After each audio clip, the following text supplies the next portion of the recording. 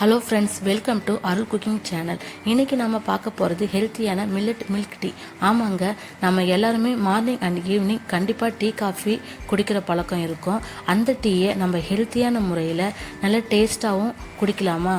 அதுக்கு ஃபஸ்ட்டு என்னோடய சேனலை நீங்கள் சப்ஸ்கிரைப் பண்ணாமல் இருந்தால் ப்ளீஸ் சப்ஸ்கிரைப் பண்ணுங்கள். இப்போது மில்லட் டீ போகிறதுக்கு 2 ஸ்பூன் அளவுக்கு கம்பு எடுத்துக்கோங்க, 2 ஸ்பூன் அளவுக்கு ராகி எடுத்துக்கோங்க. இது ரெண்டையுமே நல்லா வாஷ் பண்ணிவிட்டு கொஞ்சமாக தண்ணி ஊற்றி ஓவர் நைட் அப்படியே நான் ஊற வச்சுக்கிறேன்.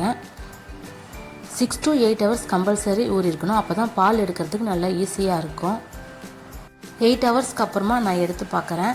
நல்லா கம்பு ராகி ரெண்டுமே நல்லா ஊறி இருக்கு பாருங்கள். இப்போ இதை ஒரு மிக்ஸி ஜாருக்கு மாற்றிக்கலாம். ஃபஸ்ட்டு ராகி கம்பு ரெண்டையும் மட்டும் போட்டு லைட்டாக அரைச்சிட்டு அதுக்கப்புறம் தண்ணி ஊற்றி அரைங்க. இந்த மாதிரி அரைக்கும் போது நல்லா ஈஸியாக இருக்கும். ஃபுல்லாக ஃபஸ்ட்லேயே நிறைய தண்ணி ஊற்றி அரைக்கும் போது அந்த அளவுக்கு அரைப்படாது. அரைச்சி எடுத்து வந்தாச்சு. இதை ஒரு ஃபில்டரில் வடிகட்டிக்கலாம். ஒரு தடவை மட்டும் அரைச்சி வடிகட்டிக்க வேணாம், ஒரு 2-3 தடவை தண்ணி ஊற்றி அரைச்சி வடிகட்டிக்குங்க.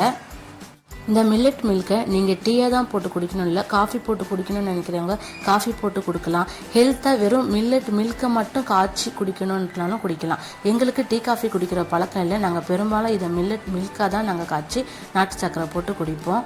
இது டீயாக போட்டு குடிக்கிறவங்களுக்காக நான் செஞ்சு காட்டுறேன். இதுக்கு 1 ஸ்பூன் அளவுக்கு டீ தூள், கொஞ்சமாக 2 கிராம்பு, ஒரு கொஞ்சம் பட்டை, 2 ஏலக்காய், கொஞ்சமாக தண்ணி ஊற்றி ஸ்டவ்வில் வச்சு கொதிக்க வச்சுக்கலாம்.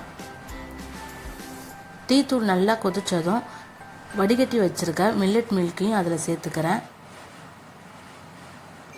நல்லா கைவிடாமல் மிக்ஸ் பண்ணிக்கிட்டே இருக்கணும்.